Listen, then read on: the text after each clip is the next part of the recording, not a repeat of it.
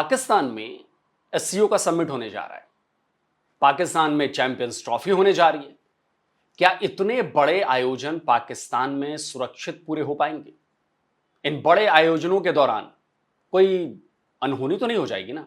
और अगर वाकई एससीओ समिट होगा या फिर चैंपियंस ट्रॉफी होगी, उस दौरान कोई हमला हो गया तो उसकी जिम्मेदारी कौन लेगा? दोस्तों, मैंने जो अभी सवाल उठाए हैं, ये केवल सवाल इसलिए नहीं उठाए हैं कि पाकिस्तान का विरोध करना है या पाकिस्तान के खिलाफ जा रहा है, बल्कि सवाल इसलिए बेहद जरूरी हैं क्योंकि पाकिस्तान किसी भी सूरत में सेफ कंट्री नहीं है। पाकिस्तान के किसी न किसी कोने में रोज बरोज कोई ना कोई आतंकी हमला जरूर होता है। और कल तो एक ऐसा हमला हुआ जिसमें एक दो नहीं बल्कि 12 देशों के डिप्लोमैट्स एक साथ हलाक हो जाते। पाकिस्तान में 22 सितंबर को एक बहुत बड़ा हमला हुआ।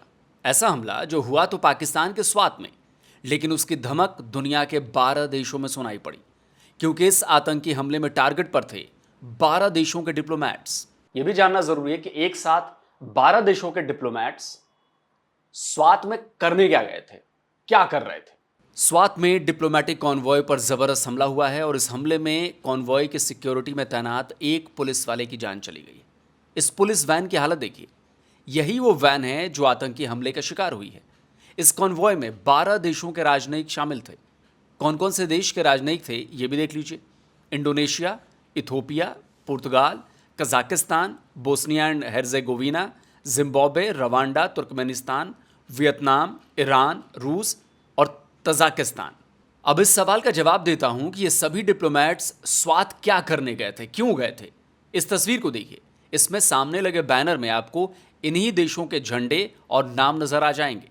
असल में ये Swat chamber of commerce and industries के प्रोग्राम की तस्वीर है, जिसके लिए इन सभी फॉरेन डिप्लोमैट्स को बुलाया गया था। देखिए, इसी बैनर के ऊपरी हिस्से में लिखा हुआ है, welcome to ambassadors, distinguished guests and ICCI delegation. इसी तस्वीर में जो शख्स पोडियम पर नजर आ रहे हैं वो है पाकिस्तान में रूस के राजदूत अल्बर्ट खुरैफ। हमले में अल्बर्ट समेत सभी डिप्लोमैट्स बाल बाल बच गए। पाकिस्तान में रूस के दूतावास ने ट्वीट कर बताया कि 22 सितंबर को एम्बेसडर अल्बर्ट और दूसरे राजदूत Islamabad chamber of commerce and industry के स्वात टूरिज्म समिट में हिस्सा लेने स्वात गए थे। कार्यक्रम के बाद होटल जाने के दौरान एस्कॉर्ट गाड़ी एक माइन से टकराई, जिसमें कई पुलिस वाले घायल हुए हैं, लेकिन डिप्लोमैट्स को कोई नुकसान नहीं पहुंचा है। पाकिस्तान की खुशकिस्मती रही कि इस हमले में डेलीगेट्स की जान बाल बाल बच गई। वैसे तो पूरा पाकिस्तान अनसेफ है, कब कौन कहां मारा जाएगा कोई ठिकाना नहीं। ऊपर से फॉरेन डिप्लोमैट्स जिनकी जान पाकिस्तान में हमेशा तलवार की नोक पर बनी रहती है।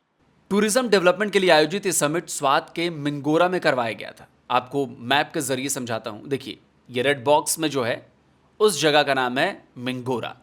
मिंगोरा स्वात का ही एक शहर है। इसी जगह समिट हुआ था। तो समिट के बाद ये सभी डिप्लोमैट्स मालम जब्बा के होटल की तरफ जा रहे थे, जहां इन्हें ठहराया गया था।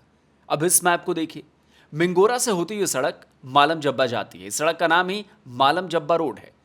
तो इसी रास्ते में मालम जब्बा पहुंचने से पहले ही इस कॉन्वॉय को धमाके से उड़ाने के लिए आईईडी विस्फोट किया गया। गनीमत रही कि धमाके की चपेट में कॉन्वॉय की एस्कॉर्ट गाड़ी आई। एस्कॉर्ट गाड़ी बुरी तरह से डैमेज हो गई। इसमें एक सवार पुलिस वाले की जान चली गई, जबकि 3 गंभीर रूप से घायल हो गए।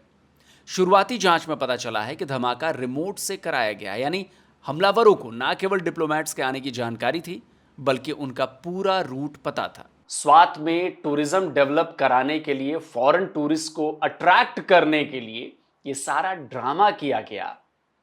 क्या इस हमले के बाद कोई भी विदेशी टूरिस्ट स्वात जाने की हिम्मत करेगा? जिस स्वात में 12 देशों के डिप्लोमैट्स पर इतना बड़ा हमला हो गया, वहां अगर फॉरेन टूरिस्ट जाएंगे तो उनका क्या होगा, इस बात का आसानी से अंदाजा लगाया जा सकता है।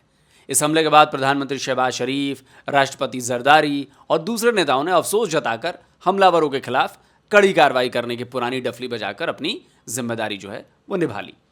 लेकिन क्या इस डफली से पाकिस्तान की बात बनने वाली है? क्या पाकिस्तान पर दुनिया भरोसा कर पाएगी? सबसे गजब बात कि पाकिस्तानी तालिबान यानी टीटीपी ने भी इस हमले में अपना हाथ होने से इनकार कर दिया है। दोस्तों, पाकिस्तान का कोई इलाका सेफ नहीं है, क्या केपीके और क्या पंजाब, हर जगह आतंकवादियों के निशाने पर है। और हो भी क्यों ना, पूरा पाकिस्तानी आतंकवाद का गढ़ है। पाकिस्तान में आतंकवाद को न केवल पनाह दी गई है बल्कि उसे पाला गया है, उसे पोसा गया है, उसे बढ़ाया गया है। अब ऐसे देश में एससीओ का सबमिट कराना, चैंपियंस ट्रॉफी कराना कितना खतरनाक साबित हो सकता है, इस बारे में सोचते ही रूह कांपने लगती है। एक महीने से भी कम का वक्त बचा है। 15 और 16 अक्टूबर को शंघाई कोऑपरेशन ऑर्गेनाइजेशन से जुड़े देशों के हेड्स या उनके प्रतिनिधि पाकिस्तान आने वाले हैं, यानी एससीओ की मीटिंग है। पाकिस्तान ने भारत के प्रधानमंत्री नरेंद्र मोदी को भी इस समिट के लिए आमंत्रण भेजा है। हालांकि प्रधानमंत्री जाएंगे या नहीं अभी तय नहीं है। तो अब आप ये सोचिए कि एससीओ समिट के लिए दुनिया के 25 से ज्यादा देशों के लीडर्स और डिप्लोमैट्स पाकिस्तान आएंगे। 2 दिनों तक कई कई मीटिंग्स होंगी और पाकिस्तान में जो सिक्योरिटी थ्रेट्स लगातार बने हुए हैं, अगर ऐसे में कोई हमला हो गया तो फिर क्या होगा।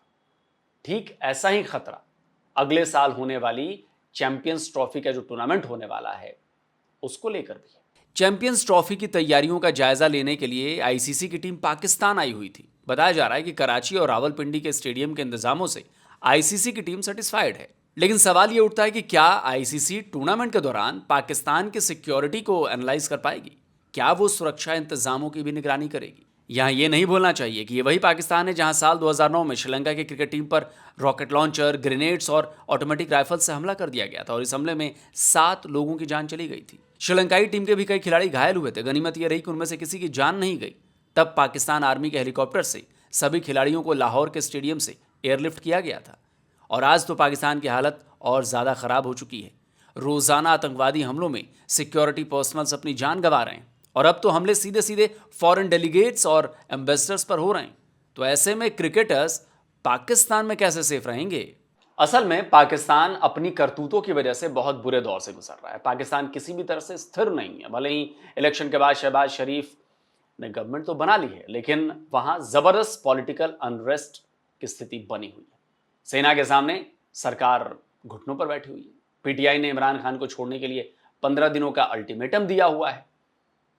आर्थिक नजरिए से देखें तो पाकिस्तान कंगाली के दौर से गुजर रहा है। अगर आईएमएफ फंड ना दे तो पाकिस्तान का एक भी दिन सरवाइव करना मुश्किल हो जाएगा। इधर केपीके में टीटीपी और दूसरे आतंकी संगठन लगातार हमले कर रहे हैं। बलूचिस्तान में बलोच प्रदर्शनकारी आंदोलन पर हैं। साथ साथ बलूचिस्तान की आजादी के लिए लड़ने वाले जो फ्रीडम फाइटर्स हैं वहां पर, वो भी लगातार हमले कर रहे हैं। जल्दी मिलता हूं एक और नए वीडियो के साथ। नमस्कार, जय हिंद।